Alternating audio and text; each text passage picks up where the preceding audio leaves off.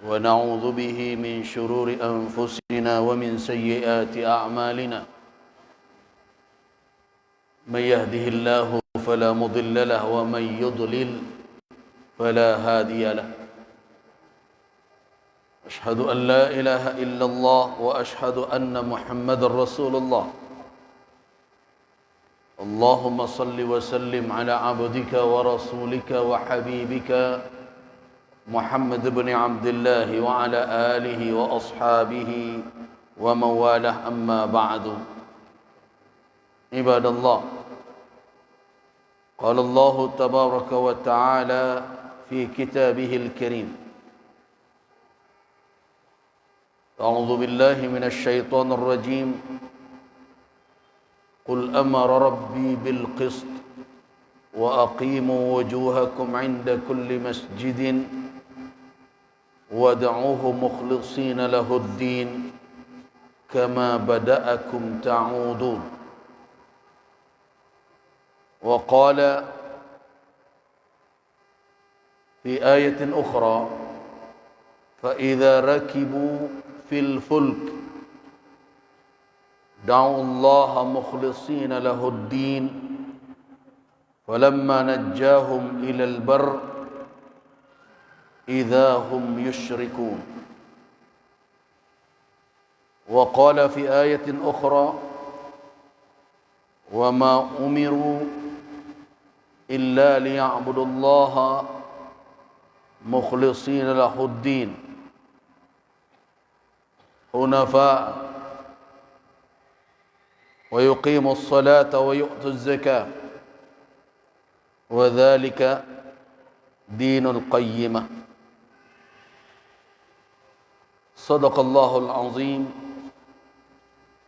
عباد الله jamaah salat maghrib dan jamaah majlis kajian rahimakumullah.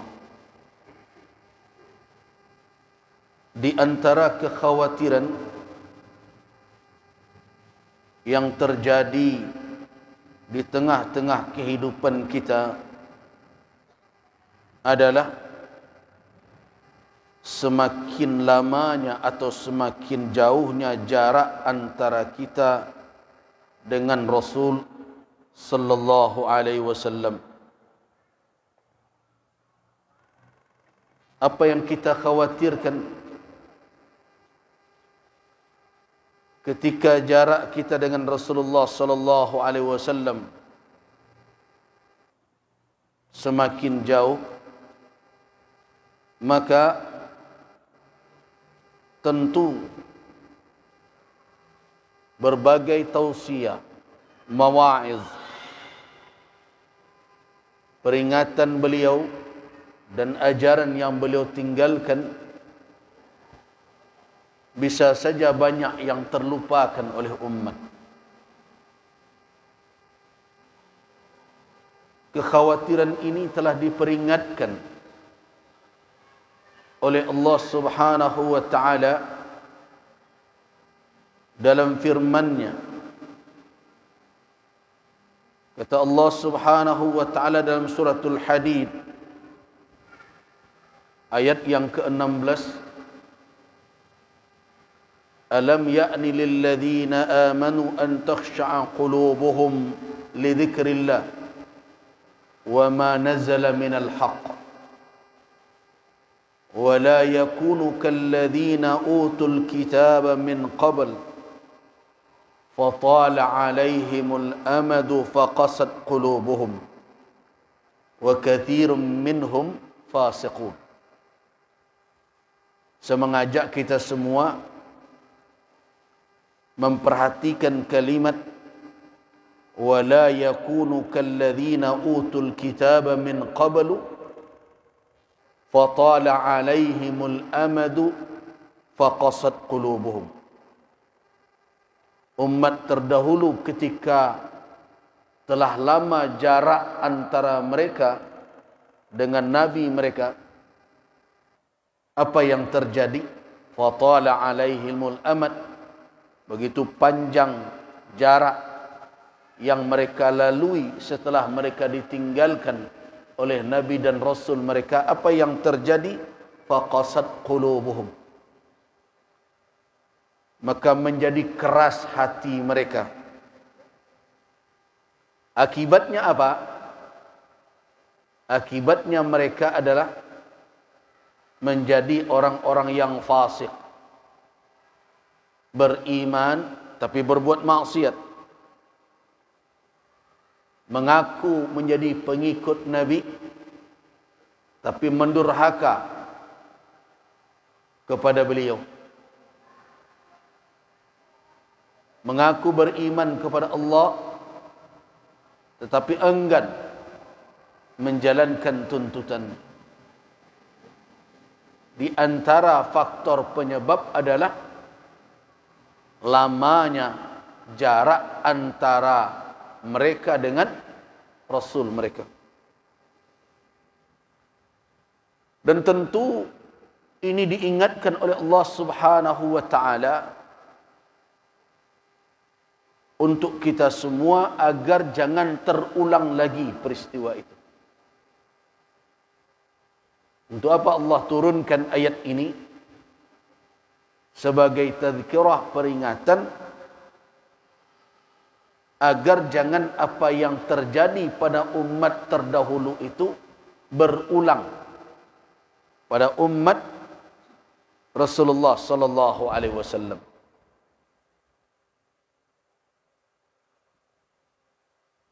Nah, kalau kita perhatikan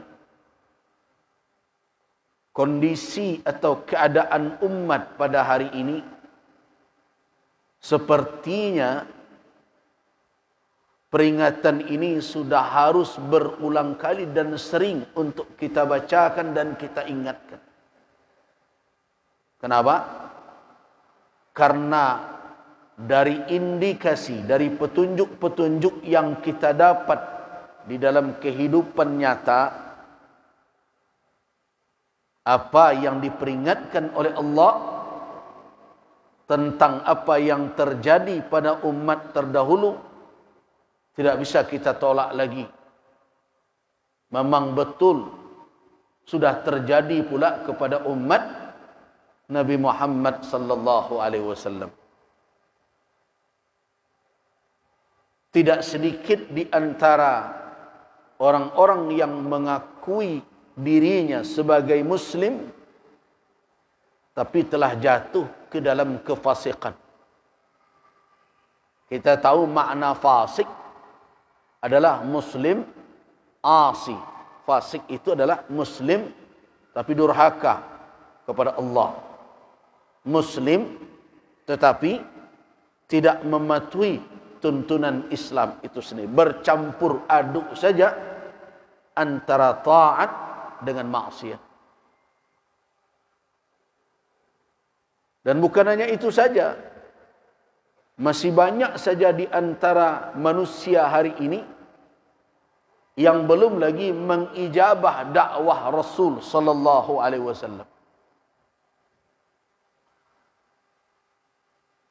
Kita harus mengetahui bahawa di zaman sekarang ini, di dalam keyakinan kita umat Islam, tidak ada umat Nabi lain selain umat Nabi Muhammad. Jadi yang hadir di dunia hari ini seluruhnya adalah umat Nabi Muhammad. Termasuk juga yang hari ini mengaku beragama Nasrani, Yahudi. Pada hakikatnya mereka adalah umat Nabi Muhammad. Mengapa demikian? Karena tugas para nabi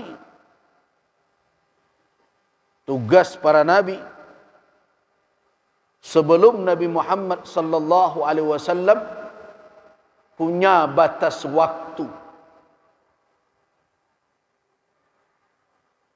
Punya batas waktu. Dan punya batas teritorial, wilayah, dan juga punya batas jangkauan.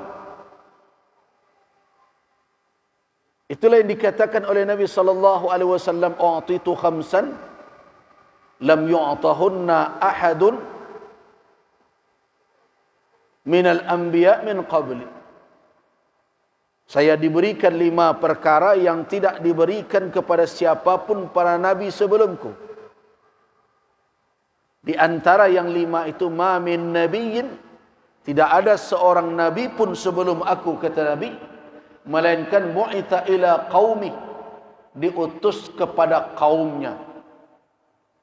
Wa bu'istu, sedangkan aku diutus ila kafatin linnas, kepada seluruh manusia. Jadi para nabi memiliki batas tugas dari sisi apa? Dari sisi jangkauan dakwah. Para nabi sebelum Nabi Muhammad, dakwahnya tertuju kepada kaumnya masing-masing. Karena itu kalau kita baca Al-Quranul Karim, Allah Subhanahu wa ta'ala menegaskan bahawa para nabi itu diutus kepada kaumnya. Sebagaimana yang dikatakan oleh Allah,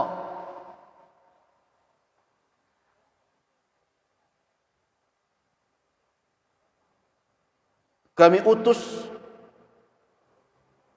wa arsalna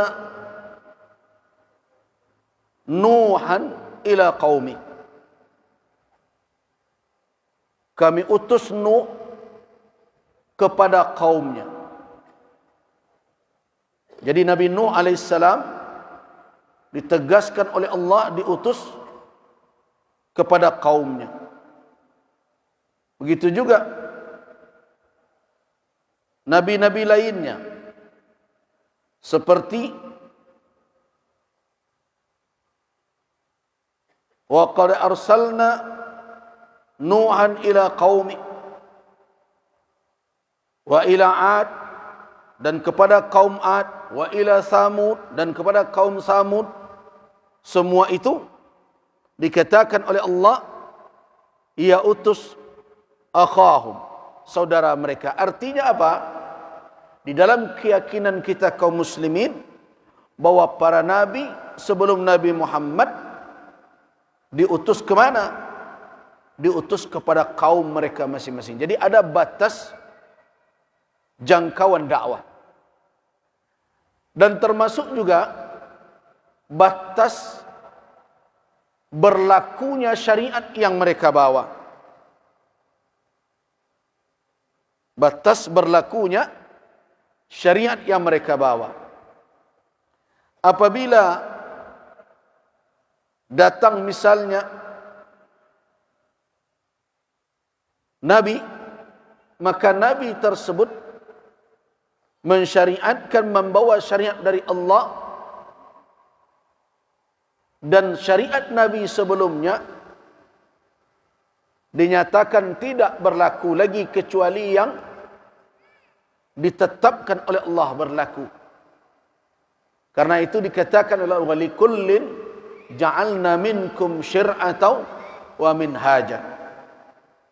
Masing-masing kamu itu ada syir'ah, ada syariat dan minhaj yang kami tetapkan.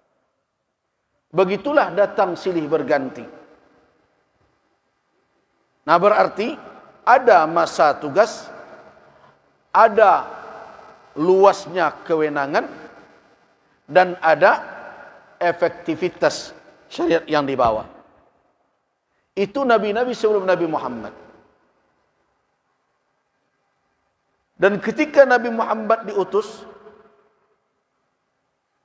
maka beliau ditetapkan sebagai khatamul anbiya wal mursalin. Syariat beliau tidak berakhir efektivitasnya dengan wafatnya beliau. Jadi berlakunya tidak berhenti dengan wafatnya Rasul. Dan beliau tidak dibatasi wilayah dakwah beliau kepada kaum beliau saja, tetapi ditegaskan oleh Allah Subhanahu wa taala dalam kalimat inna arsalnaka rahmatan wa ma arsalnaka illa rahmatan lil alamin.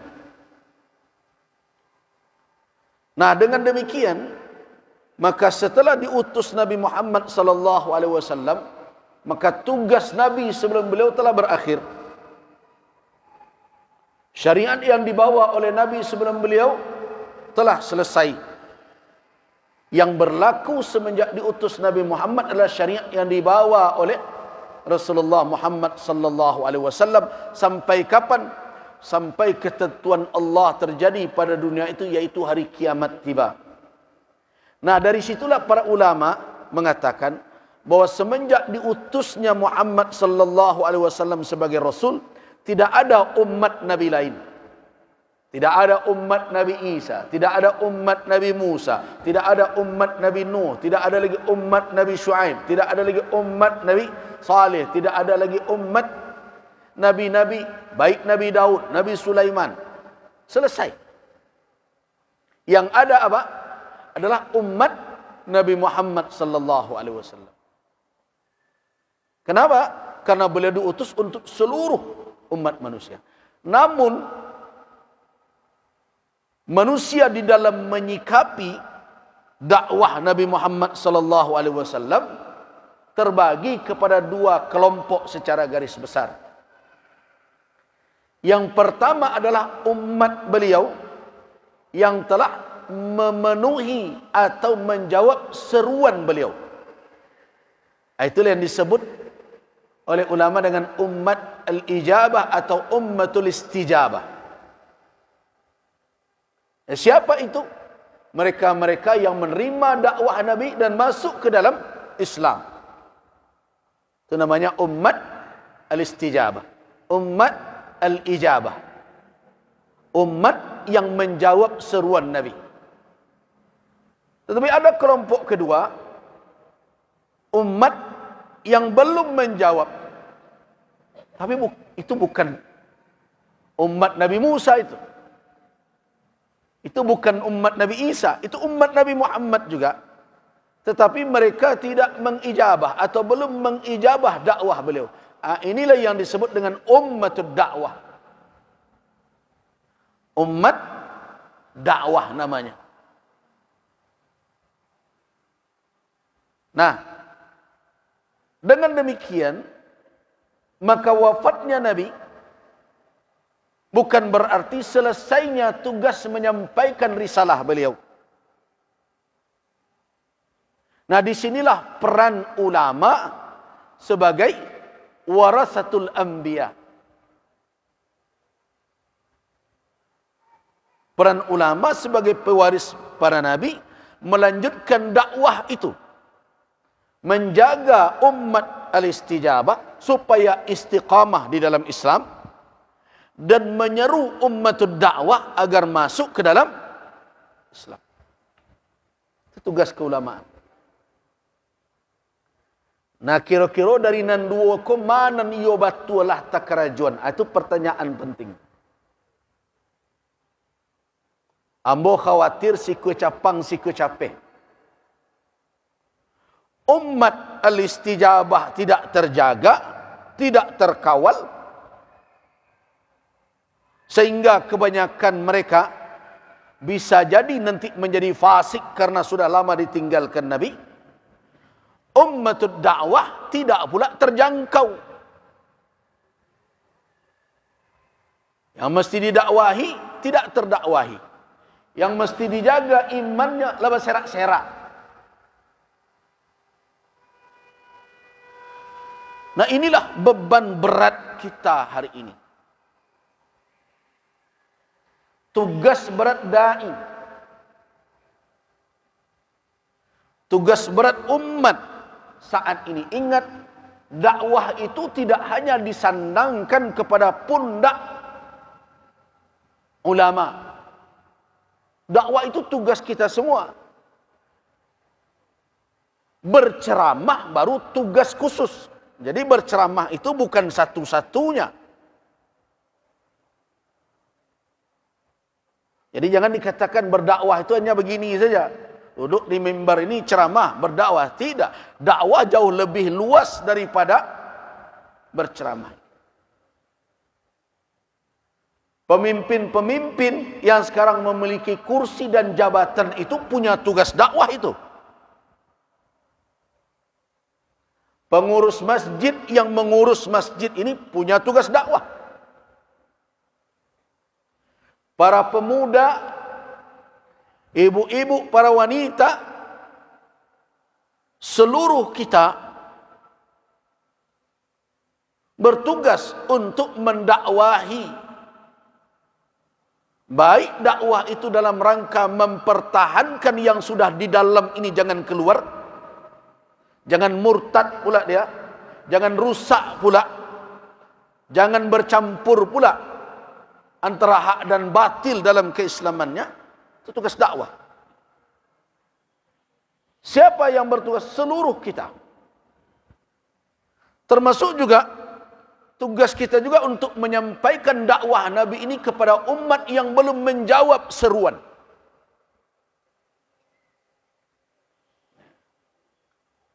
Dengan hikmah, dengan mau'izah hasanah. Ud'uhum ila sabili rabbik. Siapa yang disuruh seru itu? Bukan hanya orang yang belajar tafsir, tapi seluruh kita. Namun kalau dia duduk untuk memberikan pelajaran ta'lim, nah ini baru tugas ulama. Jadi yang katakan dakwah itu tugas ulama saya. Anak awak nak solat aniang saya.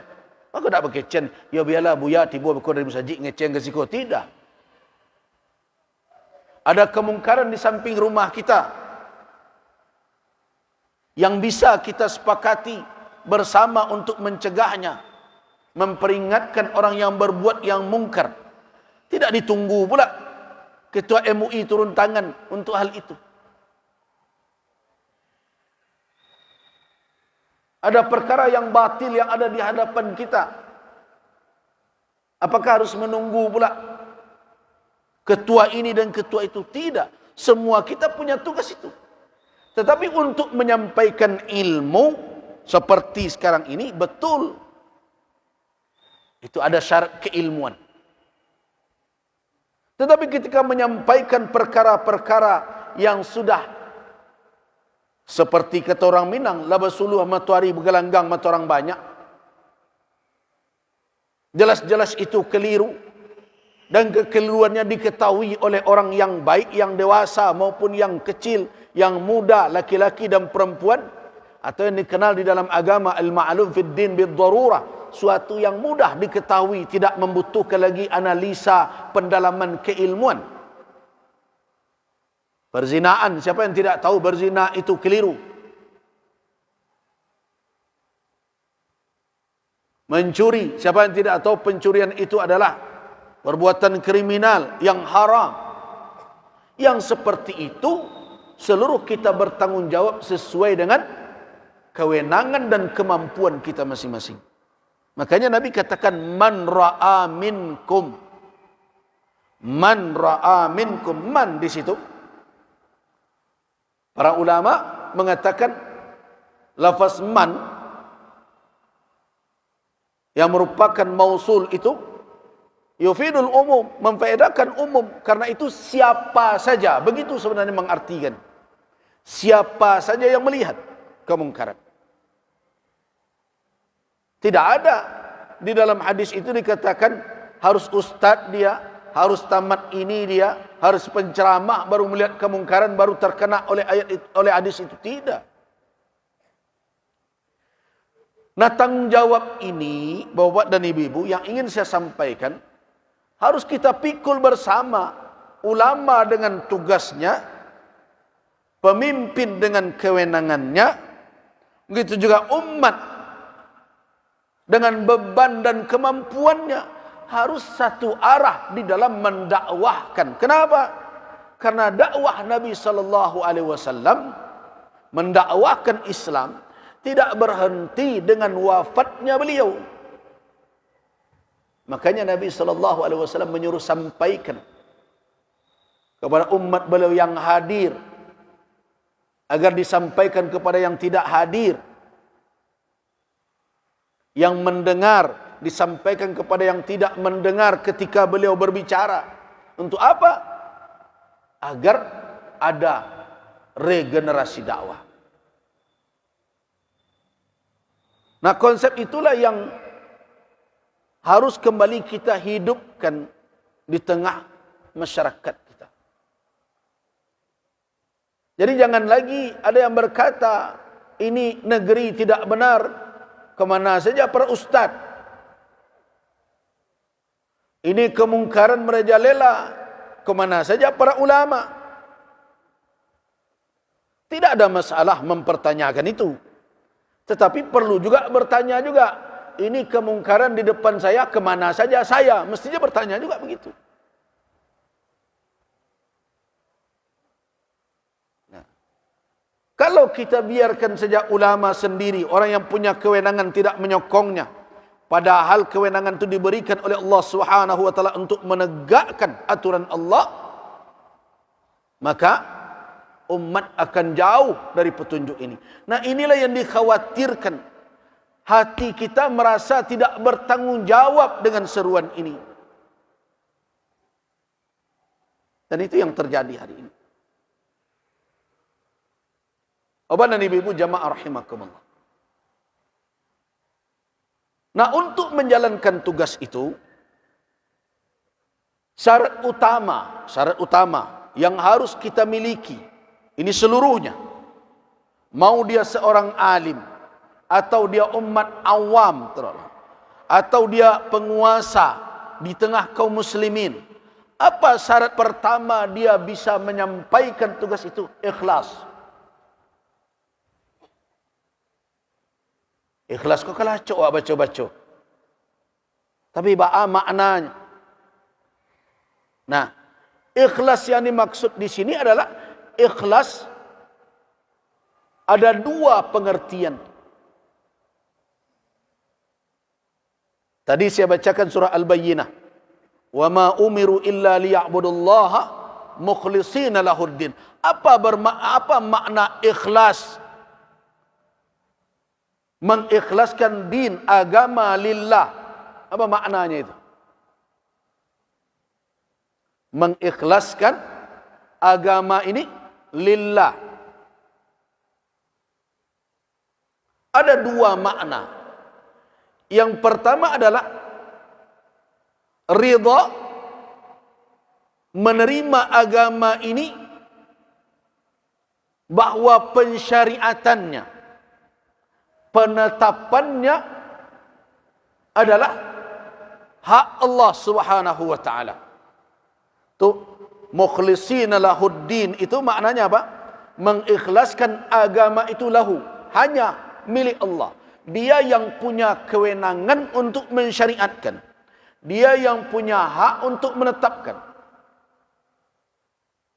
Jadi karena itu, apa yang dia suruh, apa yang dia larang, sami'na wa ata'na. Itu makna ikhlas yang pertama. Jadi agama Islam bukan agama ardi, kata orang. Bukan agama bumi. Bukan hasil olah fikiran para filsuf atau para ahli filsafat. Dia bukan buatan atau karya nalar manusia. Dia bukan lahir dari perenungan. Tetapi dia tanzilum mirabbil alamin. Dia diturunkan oleh Allah Subhanahu wa ta'ala. Nah, tulus menerima Islam sebagai agama dengan kondisi demikian. Nah, kalau orang tidak tulus menerima Islam seperti itu, dia tidak bisa mendakwahkan Islam. Kerjanya malah menghujat Islam saja. Dia merasa punya kewenangan untuk merombak ini, merubah ini dan berbagai macam. Bahkan sudah disampaikan pun kekeliruannya di dalam Islam, di dalam keislaman dia tetap tidak terima. Ini ada satu persoalan kemarin ini. Beberapa orang tidak terima ketika MUI Sumatera Barat mempersoalkan perkara pemungutan zakat yang dilakukan oleh Badan Amil Zakat Nasional di tingkat mulai dari provinsi sampai ke kabupaten kota. Kenapa? Karena persoalan itu setelah dikaji oleh ulama bertabrakan dengan perkara yang jelas. Coba tanyakan kepada orang-orang yang mengelola zakat. Bapak dahulu menetapkan zakat pegawai itu berdasarkan apa? Berdasarkan fatwa MUI yang disuruh rujuk. Dan itulah ketentuan syariat yang dilahirkan dalam bentuk fatwa itu. Nah, di dalam fatwa Majelis Ulama berapa nisab? 85 gram emas. 85 gram. Nah, coba tanya ke basnas-basnas yang ada di Sumatera Barat ini, pemotongan atau perintah dari kepala daerah untuk memotong zakat pegawai ini semenjak tahun berapa? Coba tanya. Coba tanya. Semenjak tahun berapa? Bisa jadi sudah 7-10 tahun yang lalu. Ketika itu harga emas berapa? Barangkali 600-700 ribu. Kini berameh, Bu. Ibu-ibu nan tahu urusan ni kok. Lah 1.300.000. Kalau 1.300.000 kali 85, kira-kira berapa itu? Lebih kurang 110-an juta. Kalau dibagi 12, berapa kira-kira? Kira-kira 9 jutaan. Nah, coba tanya basnas-basnas kita, apakah pernah bapak-bapak yang mengambil memungut zakat ini mengevaluasi konversi nisab itu? Bukankah dalam ketentuan syariat, kalau kita memungut zakat, kalau dikonversi dari emas berdasarkan harga emas di saat dia membayar zakat, haulnya tiba, atau di saat 10 tahun yang lalu. Tidak ada ulama yang mengatakan 7 tahun yang lalu, saya patokannya 5 tahun yang lalu. Dimanapun orang belajar tentang zakat, cara menghitung nisab itu berdasarkan ketentuan harga emas di saat kapan? Di saat zakat dikeluarkan. Nah, kiri cok preso.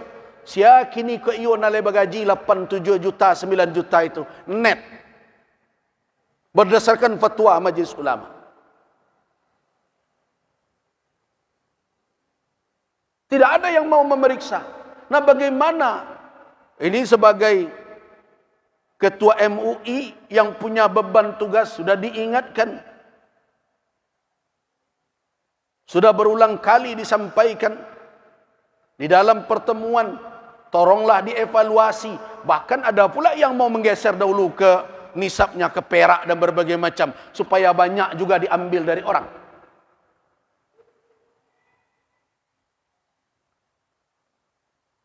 Nah, yang seperti itu tidak bersesuaian dengan ketentuan yang telah ditetapkan. Nah, ketika diingatkan oleh ulama, bukannya menerima, tapi berang-berang. Apa tidak takut ini?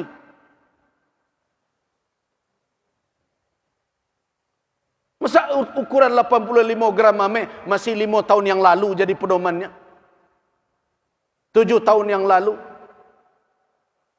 Nah, apakah sah secara syar'i walaupun keluar surat dari bupati, wali kota, gubernur untuk memungut? Ingat ya, yang diambil tu jerih payah orang.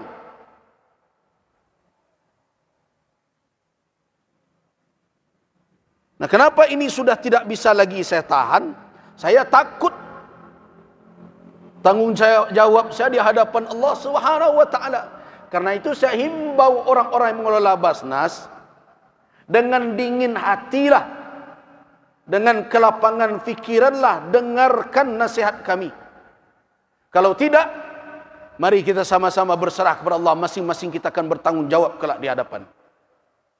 Saya sudah sampaikan. Nabi saja, ini Nabi Muhammad sallallahu alaihi wasallam, ketika mengutus Muadz bin Jabal ke Yaman, dalam hadis sahih, beliau nasihati, innaka taqdamu, engkau akan datang kepada kaum ahlul kitab. Kebanyakan mereka ahlul kitab.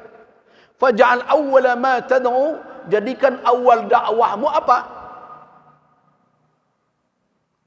Ayyuhidullah. Hendaklah mereka mentauhidkan Allah, tidak mempersekutukan Allah dengan apapun. Fa in arafu, kalau mereka sudah mengetahui hal itu, maka apa lagi? Katakan kepada mereka, akhbirhum nallahu tarada alaihim, sesungguhnya Allah memfardukan kepada mereka 5 salawatin, 5 kali salat, fi naharihim wa lailihim, siang dan malam mereka. Setelah itu, fa in aqarru, kalau mereka telah mengakui itu, apa kata Nabi sallallahu alaihi wasallam? Beritahu mereka bahwa Allah mewajibkan kepada mereka untuk berzakat. Tu'khadhu, diambil harta mereka, min ghaniyihim, dari orang kaya mereka, faturaddu, dan diberikan kepada faqirhum, kepada fakir mereka. Wa tawaqqa, nah ini garis bawahi kalimat itu.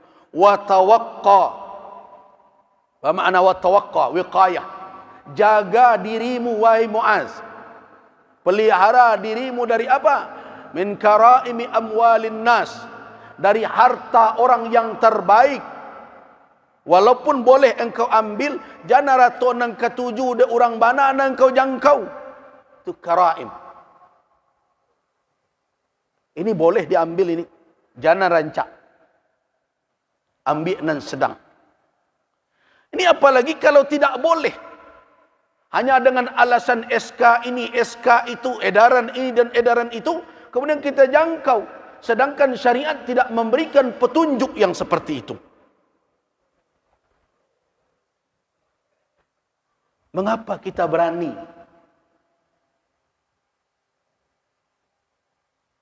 Mengapa kita berani melakukan hal itu?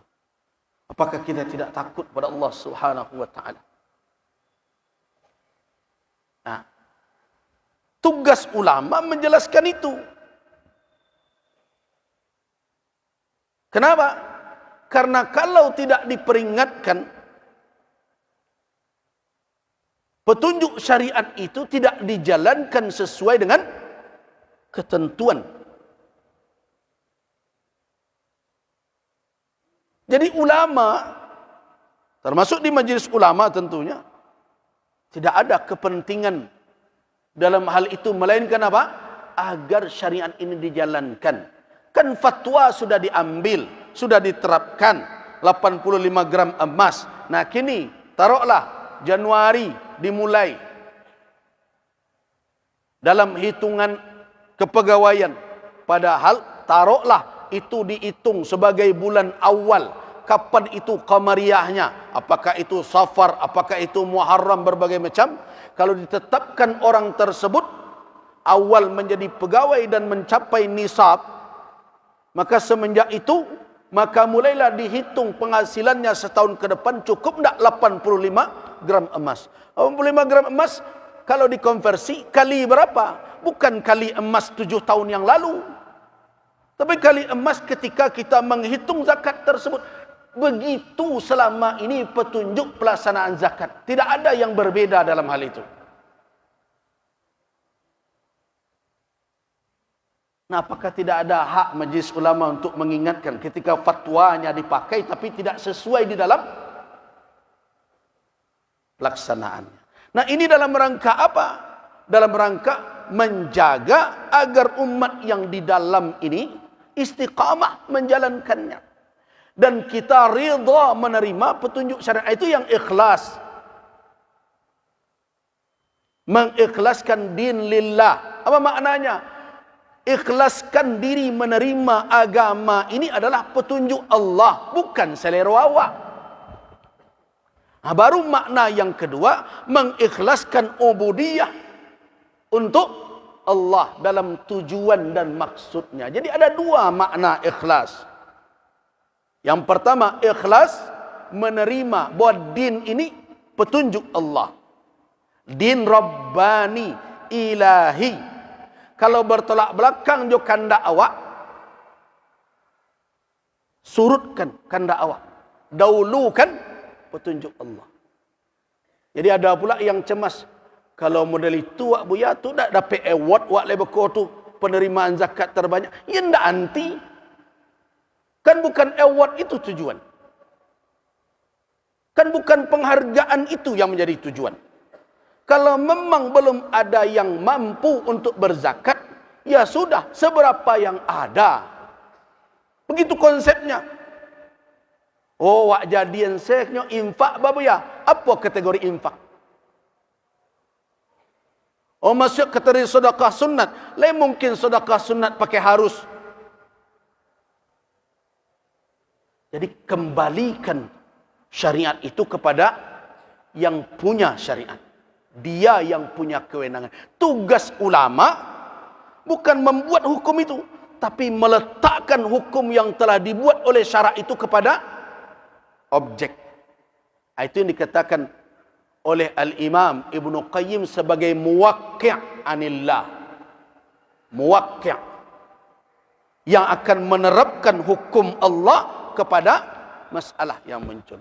Jadi hukum 85 gram, hukum nisab, bagaimana ketentuan berzakat, itu hukum Allah, bukan dibuat oleh ulama. Ulama muwaqi', melabuhkan hukum tadi atau menerapkan atau membumikan hukum tadi kepada masalah. Nah, berarti apa yang disampaikan dalam rangka apa? Menjaga umat yang sudah istijabah ini kan sudah kita penuhi. Masuk kita ke dalam Islam. Seharusnya kita ridha menerimanya. Tidak menolak ketentuan. Kita cukupkan dulu, sudah azan. Saya dengar. Nanti kalau ada pertanyaan 1-2 nanti kita lanjutkan. Demikian dulu. Billahi taufiq wal hidayah. Assalamualaikum warahmatullahi wabarakatuh.